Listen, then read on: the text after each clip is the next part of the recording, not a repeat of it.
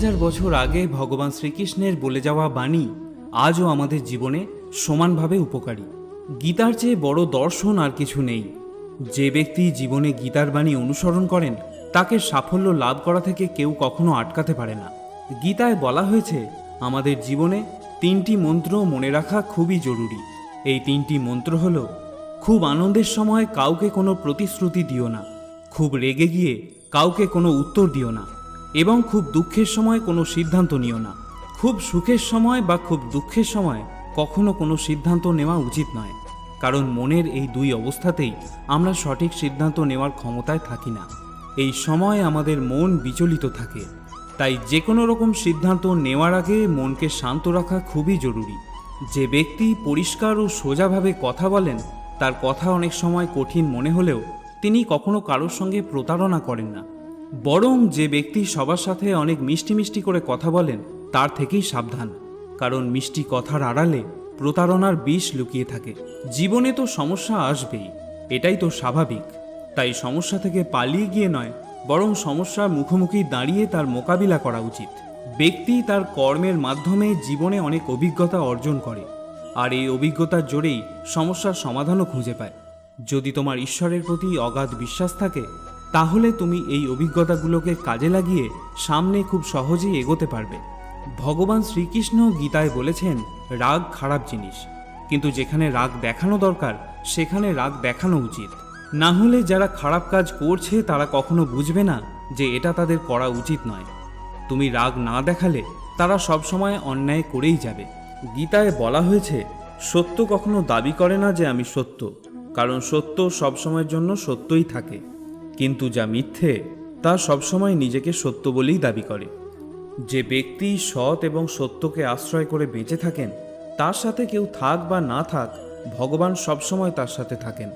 কখনো সবাই ভালো হতে পারে না। যদি কোনো ভালো মানুষ মনে করেন যে সবাই ভালো, তাহলে সেটা তার ভুল ধারণা। আমাদের ভাগ্য আমাদের অতীত কর্মের ফল, তেমনি আজ আমরা যেটা করছি সেটার ফল আমরা ভবিষ্যতে অবশ্যই পাব। তাই সর্বদা সৎকর্মেই মনোনিবেশ করা উচিত। গীতায় ভগবান শ্রীকৃষ্ণ বলেছেন, যে কোনো মানুষের ধ্বংসের পিছনে 5টি কারণ থাকে। এগুলি হলো নিদ্রা, রাগ, ভয়, ক্লান্তি এবং কাজ পিছিয়ে দেওয়ার অভ্যাস। তোমরা নিশ্চয়ই এই কথাটা শুনে থাকবে যে কাল করব বলে কোনো কাজ রেখে দিতে নেই। দেহে যতটুকু শক্তি আছে তা দিয়েই শুরু করো। মনে ক্লান্তি রেখো না। কোনো কাজ পিছিয়ে দেওয়া মানে নিজেরই ক্ষতি। শুধুমাত্র অর্থ এবং ধনসম্পত্তি কোনো ব্যক্তিকে ধনী বানাতে পারে না। যার চিন্তাভাবনা সঠিক, ব্যবহার মধুর এবং মানসিকতা সুন্দর, সেই ব্যক্তি হলো প্রকৃত ধনী। একজন সুন্দর মনের মানুষ সবাইকে আপন করে নিতে পারে এবং সবার কাছে গ্রহণযোগ্য হয়ে ওঠে। গীতায় বলা হয়েছে, কোনো পরিস্থিতিতে কখনো আমাদের হতাশ হওয়া উচিত নয়।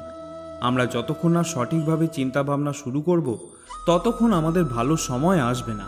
মন থেকে নেতিবাচক চিন্তা সব দূর করে ফেলার অভ্যাস একদিন তোমাকে ভালো দিন উপহার দেবে।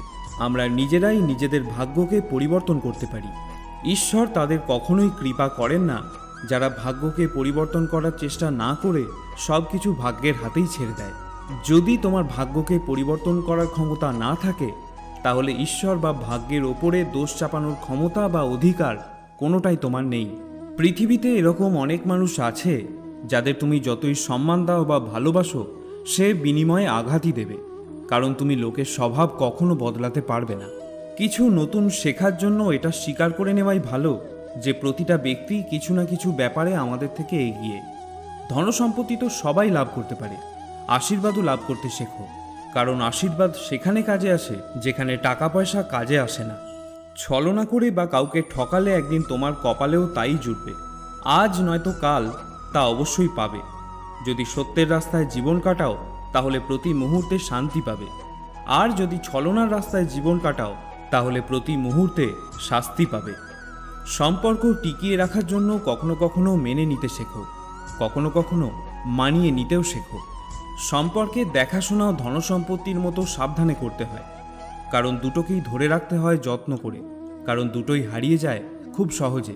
ধৈর্য আর সত্য এমন 2 শক্তি যা তোমাকে কখনো ঝুঁকতে দেয় না, না কারোর চরণে না কারোর দৃষ্টিতে।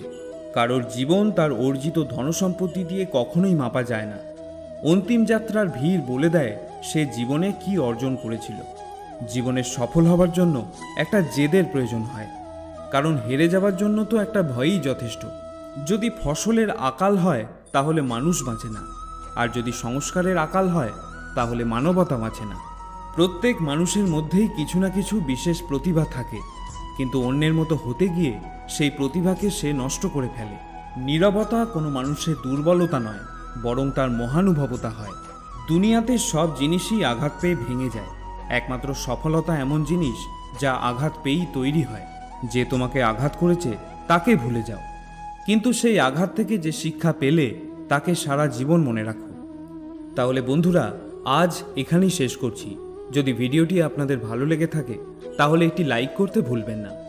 আর যদি আপনি আমার চ্যানেলে নতুন হন তাহলে চ্যানেলটিকে সাবস্ক্রাইব করতেও ভুলবেন না।